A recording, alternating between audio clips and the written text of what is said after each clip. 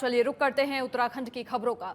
खबर देहरादून से है, जहां पर उत्तराखंड के कैबिनेट मंत्री सुबोध उनियाल ने लव जिहाद जैसे मामलों में अपनी प्रतिक्रिया दी है। उनका कहना है कि समाज में ऐसे शरारती तत्व हैं जो आपसी मेलजोल को तोड़ना चाहते हैं और ऐसे तत्वों के ऊपर कार्रवाई की जाएगी। और साथ ही उन्होंने कांग्रेस के उस सवाल पर भी अपना जवाब दिया जिसमें कांग्रेस कहती है कि चुनाव आते ही ऐसी घटनाएं बढ़ जाती हैं। इसके जवाब में उन्होंने कहा कि अगर कांग्रेस को ऐसे लगता है कि ये सब भाजपा करवा रही है तो वो इसका सबूत लेकर आए। देखिए, कुछ शरारती तत्व हैं जो समाज को में कहीं ना कहीं आपसी जो समाज में मेल जोल है उसको तोड़ना चाहते हैं। ऐसे शरारती तत्वों से निश्चित रूप से सख्ती से निपटा जाएगा। अगर कांग्रेस ये कह रही है तो कांग्रेस से पूछो। अगर आप जिम्मेदार राष्ट्र के नागरिक हैं तो अगर आप भाजपा के किसी व्यक्ति को आपने देखा है तो आपको निश्चित रूप से रिपोर्ट करनी चाहिए। केवल राजनीतिक माहौल बिगाड़ने के लिए इस तरह की बातें करना। देश भर में बीजेपी मेंबरशिप अभियान चला रही है, वहीं उत्तराखंड में भी यह अभियान तेजी से आगे बढ़ रहा है। लेकिन देखने के लिए मिला है कि उत्तराखंड में ऐसे कई विधायक और बीजेपी के प्रदेश स्तर के नेता मौजूद हैं जिन्होंने अभी तक अपने मेंबरशिप में 1000 का आंकड़ा भी पार नहीं किया। वहीं कैबिनेट मंत्री सुबोध उनियाल से जब उनके सदस्यता अभियान को लेकर पूछा गया तो उन्होंने कहा कि सदस्यता अभियान लगातार चल रहा है और हम बहुत तेजी से मेंबर जोड़ रहे हैं। ये प्रोग्राम में लोगों में उत्साह है और मेंबरशिप ड्राइव जो है वो लगातार चल रहा है। इसमें क्योंकि हम लोगों ने तो शुरुआत में जरूर मुझे हुआ कि जो मिस कॉल की बात आई तो लोगों ने मिस कॉल जब तकरीबन 1000-2000 लोग तो मिस कॉल देके ही मेंबर हो गए। लेकिन उसके बाद जो रेफरल वाला चला तो उसके आज मेरी विधानसभा क्षेत्र में काफी कार्यकर्ता सक्रिय। अगले साल 38वें राष्ट्रीय खेलों का आयोजन उत्तराखंड में होगा। ये खेल 28 जनवरी से 14 फरवरी तक चलेंगे और इसके साथ ही विंटर नेशनल गेम्स में भी उत्तराखंड में ही आयोजित किए जाएंगे। नई दिल्ली में भारतीय ओलंपिक संघ के अध्यक्ष पीटी उषा से मुख्यमंत्री धामी ने भेंट की थी, जिसके बाद मुख्यमंत्री पुष्कर सिंह धामी ने ये जानकारी साझा की। वहीं राष्ट्रीय खेलों की मेजबानी को लेकर उत्तराखंड की खेल मंत्री रेखा आर्य ने बताया कि हमने केंद्र सरकार का इसके लिए आभार व्यक्त किया है। नेशनल गेम होने वाले हैं, निश्चित रूप से उसकी तिथियां भी भारतीय ओलंपिक संघ के द्वारा घोषित की गई हैं। माननीय मुख्यमंत्री जी का मैं बहुत धन्यवाद करती हूं, उनके प्रयासों से यह सब कुछ सफल हो पाया है। 28 जनवरी से लेकर 14 फरवरी तक जो है नेशनल गेम अपने उत्तराखंड में होंगे। हर उत्तराखंडी के लिए बहुत गर्व की बात है, हर स्पोर्ट्स पर्सन के लिए बहुत गर्व की बात है। और हमारी तैयारियों के परिप्रेक्ष्य में मैं भारतीय ओलंपिक संघ को भी और हमारे केंद्रीय खेल मंत्री मनसुख मंडाविया जी को भी हमारी तैयारियों के परिप्रेक्ष्य में मैं पूरी सूचना दे चुकी हूँ। मैं मानती हूँ कि हम लोग इस तैयारियों को बिल्कुल बेहतरीन करेंगे। जिस प्रकार से हमारे यहाँ पे G20 हुआ है, जिस प्रकार से हमारे इन्वेस्टर समिट हुए हैं, उसी तर्ज पे जो है मैं समझती हूँ कि अपने उत्तराखंड में भी जो है बेहतरीन आयोजन जो है नेशनल गेम को लेकर होगा। और ये भी उम्मीद करती हूँ कि हमारे उत्तराखंड के जो स्पोर्ट्स पर्सन हैं वो संबंधित स्पोर्ट्स में जो है मेडल लाते हुए जो है उत्तराखंड को उचित अंकों के साथ में जो है प्रथम द्वितीय तृतीय अंकों के साथ में जो है खड़ा करेंगे। उत्तराखंड में मानसून की रुखसती के बाद पीडब्ल्यूडी विभाग सक्रिय रूप से कार्य कर रहा है। बरसात के कारण हुई क्षति को लेकर पीडीएचओडी दीपक यादव का कहना कि बरसात के कारण सड़कों में हुई क्षति को लगभग 75% ठीक कर लिया गया है। बाकी आगे विभागीय कार्य गतिमान है और हमें उम्मीद है कि 15 अक्टूबर तक सभी कार्य पूरे कर लिए जाएंगे, यानी आज तक। हाँ, इसमें हम तेजी से प्रगति कर रहे हैं और कल की हमारी रिपोर्ट लगभग 65-66% की थी, प्रगति आ गई थी। और आज अभी तक जो डाटा है वो और लगातार अपडेट हो रहा है, तो आज लगभग मैं उम्मीद करता हूँ 75% का हमारी प्रगति आ जाएगी।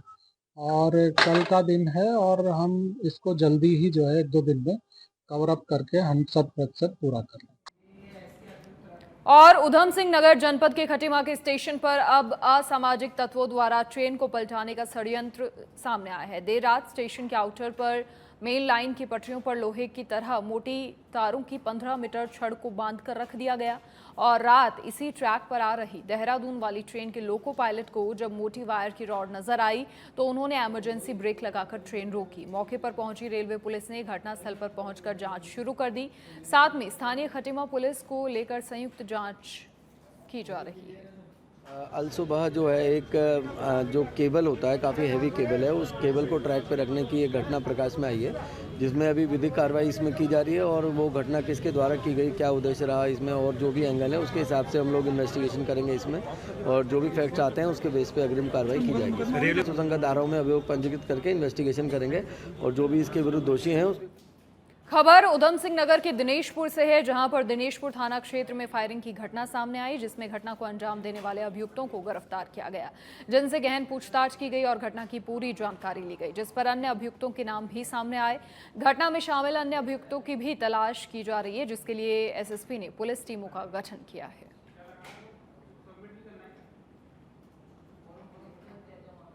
और उत्तराखंड सरकार को राजस्व का एक बड़ा हिस्सा शराब से आता है। वहीं शराब में ओवर रेटिंग की घटनाएं भी अब आम हो चुकी हैं।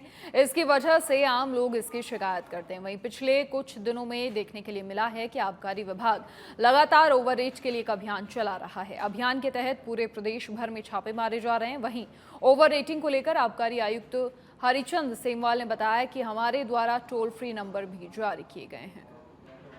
ओवर रेटिंग की जहाँ तक शिकायतों की बात थी, तो हमारे विभाग में टोल फ्री नंबर भी जारी कर दिया गया है और सेंट्रल कंट्रोल रूम भी हमारे विभाग में संचालित किया जा रहा है। जिन किसी को भी उपभोक्ताओं को इस बारे में कंप्लेंट हो तो वो उस हमारे कंट्रोल रूम पे सूचना दे सकते हैं।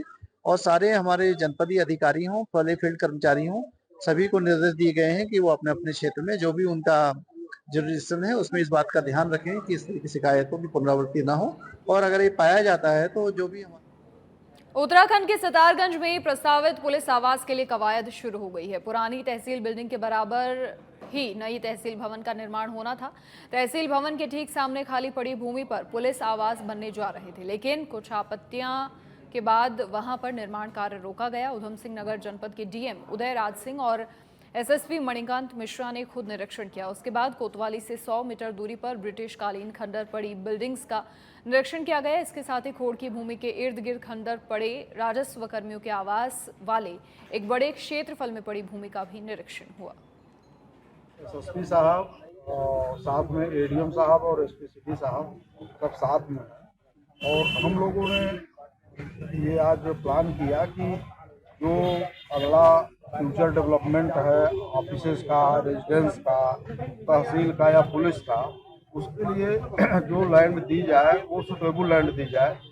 साथ ही साथ जो सबसे बड़ा उद्देश्य है कि तहसील एक बड़ा ही कह लीजिए कि ऐसा कैंपस होता है, ऑफिस होता है जहां हर आदमी आता है, गरीब से गरीब आता है और बड़ा से बड़ा आदमी भी आता है। भीड़ लगती है, वहाँ अधिवक्ता भी बैठते हैं, हर तरह के लोग आते हैं। तो जमीन बिल्डिंग बन गई लेकिन उसके सामने जमीन नहीं है, वो भी इस तहसील के लिए ठीक न लगता। ये सारे बिंदुओं को देखने के बाद हम लोगों ने तय किया खुद निरीक्षण करने कि आने वाली जनता सब रजिस्ट्रार। खबर देहरादून से है, जहां समाज कल्याण विभाग प्रदेश के बुजुर्गों को बड़ी सौगात देने जा रहा है। समाज कल्याण निदेशक प्रकाश चंद्रा ने बताया कि सीनियर सिटीजन को दी जाने वाली पेंशन के लिए उत्तराखंड सरकार ने डोर स्टेप के माध्यम से पेंशन स्कीम के साथ जोड़ने जा रही है लोगों को, जिसके लिए समाज कल्याण विभाग ने 60 साल की उम्र पूरी करने वाले सीनियर सिटीजन का घर घर जाकर सर्वे लिया है। अब तक करीब 10,000 लोगों को चिन्हित किया गया है, जबकि विभाग अभी प्रदेश में ऐसे लोगों के पास जाकर डेटा तैयार कर रहा है जिनकी उम्र 60 साल पूरे होने वाली है। ये एक तो हम कोई नई चीज़ नहीं कर रहे हैं। वृद्धावस्था को जो पेंशन दिया जाने का कंसेप्ट है पहले से है, लेकिन हमारे माननीय मुख्यमंत्री जी की इच्छा है और उन्होंने एक बार एक मीटिंग में हमसे कहा था कि ऐसा क्यों ना हो कि जैसे आदमी 60 साल का हो उसको पेंशन तत्काल लग जाए जो पात्र लाभार्थी हैं। तो माननीय मुख्यमंत्री जी के निर्देशों के क्रम में हम लोग ने कार्य योजना तैयार की है। अभी हम लोग पूरे क्षेत्र में विशेष अभियान के तहत डाटा कलेक्ट कर रहे हैं कि कौन से ऐसे लोग हैं जो छूटे हुए हैं और कौन से ऐसे लोग हैं जो भविष्य में इसके लाभार्थी होंगे। तो मिशन मोड में काम करते हुए पंचायत राज, शहरी विकास और सभी जो हमारे जिला मजिस्ट्रेट साहिबान हैं, सीडीओज हैं, इनके सहयोग से हम लोगों ने एक बड़ा अच्छा डाटा बैंक तैयार किया।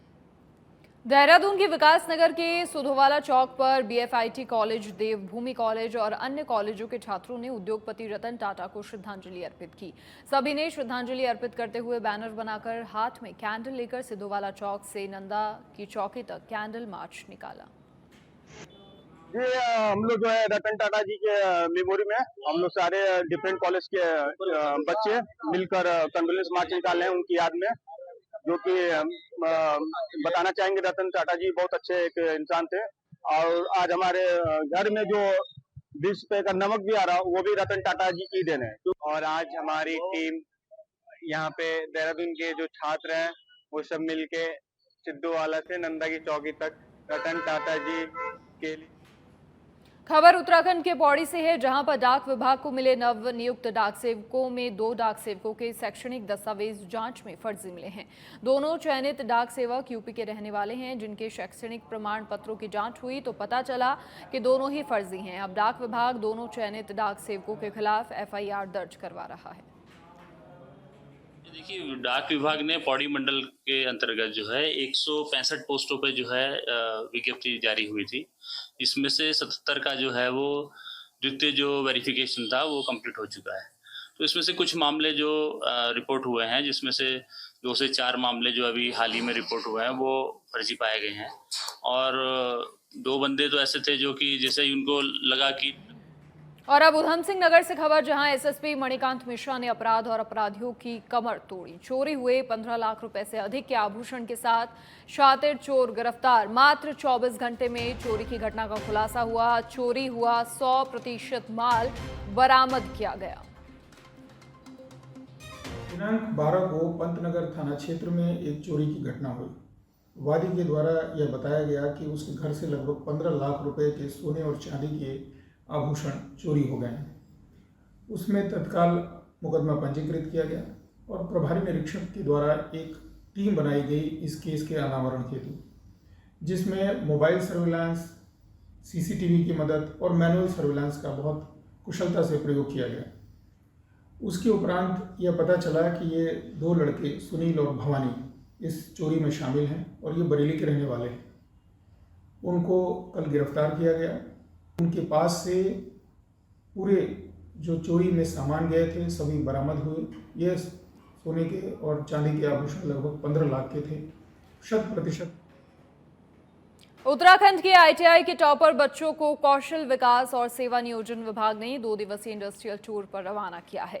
कौशल विकास मंत्री सौरभ बहुगुणा ने यमुना कॉलोनी स्थित अपने आवास से हरी झंडी दिखाकर गढ़वाल मंडल के 4 छात्रों सहित 24 विद्यार्थियों के दल को रवाना किया। ये बच्चे हरियाणा और उत्तर प्रदेश के इंडस्ट्री का विजिट करेंगे और वहां पर नई तकनीक के बारे में जानकारी प्राप्त करेंगे। उपलब्ध हो रहा है वो हमारे लिए भी एक सीख होगी। हमारे भी यहाँ से 3 एक प्रिंसिपल और हमारे फोरमैन और हमारे इंस्ट्रक्टर गए हैं, तो उनको भी यही बोला गया है कि क्या चीज़ हम भी अडेप्ट कर सकते हैं, उन चीज़ों से अडॉप्ट कर लें और अपने ITI में चला सकें। उसके लिए ये पूरा एक शुरू किया गया प्रोग्राम। और सेकेंड बैच हमारा जो है वो 24 बच्चों का और वो 21 तारीख को हल्द्वानी से जाएगा। और कोशिश यही है कि जो बच्चों में ITI के बच्चों में इंटरेस्ट जगे, ITI की तरफ लोगों का इंटरेस्ट जगे और रोजगार प्रदत्त योजनाएं कैसे चलाई जा सकें दूसरी स्टेट